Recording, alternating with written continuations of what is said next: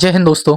Indian prime minister Israel ऐसे time पर गए हैं जब मिडिल ईस्ट में alliance and security structure reshape हो रहे हैं। इंडियन प्राइम मिनिस्टर इजराइल क्यों गए और बोथ कंट्रीज का स्ट्रेटेजिक डेप्थ कितना है उसको समझने के लिए पहले हमें मिडिल ईस्ट में क्या चल रहा है उसके इंसिडेंट को समझना होगा। देखो, अभी अभी इजराइल हमास एंड हिजबुल्लाह को कुचलने के बाद वेस्ट बैंक में national security and expansionist policy विस्तारवादी नीतियों को मिक्स कर रहा है। फिलिस्तीन के रीबिल्डिंग के लिए यूएसए पोस्ट यूनाइटेड नेशंस का जो स्ट्रक्चर है उसको शक्ल दे रहा है गाजा पीस बोर्ड के थ्रू, जिसमें इंडिया को भी इनवाइट किया गया और मोस्ट प्रोबेबली इंडिया ऑब्जर्वर के तौर पर उसमें ऐड भी हो गया है।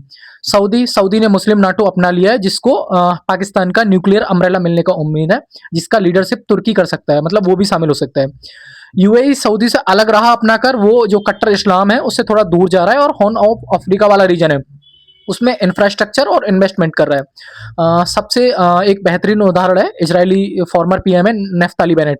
वो इजराइल की थिंकिंग पॉलिसी को कैसे एक्सप्रेस कर रहे हैं कि मिडिल ईस्ट में इजराइल के खिलाफ एक नया मुस्लिम एक्सिस इमर्ज हो रहा है, जिसमें मुस्लिम ब्रदरहुड, कतर, तुर्की और पाकिस्तान जैसे ideological state and non state actors हैं।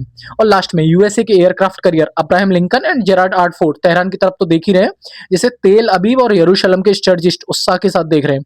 साफ है कि इंडिया को आइडियोलॉजिकल इस्लाम के वॉर के खिलाफ एंड नेशनल सिक्योरिटी के लिए इजराइल तो चाहिए, बट फिलिस्तीनी क्राइसिस की नैतिक जो कीमत है उसके संतुलन के साथ, एक बैलेंस के साथ। तो स्पष्ट है इंडिया को इन सब डेवलपमेंट्स पर बारीकी से निगाह करनी होगी। जय हिंद।